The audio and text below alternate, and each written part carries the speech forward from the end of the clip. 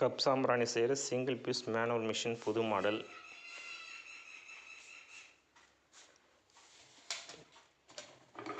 கைப்பிடி மேலே தூக்கிங்க. மாவு இந்த பிளேட்டில் நிறைய வச்சுக்கலாம். நீங்கள் அப்படியே இந்த டையுக்குள்ளார தள்ளுங்க.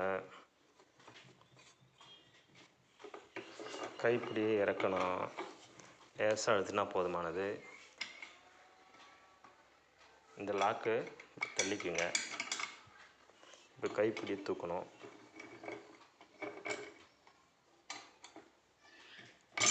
இப்போ கப் சாம்பிராணி ரெடி.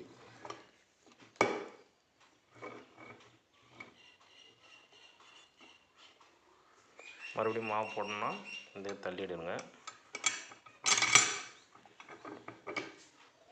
இந்த மாதிரி கப் சாம்பிராணி செய்யலாம்.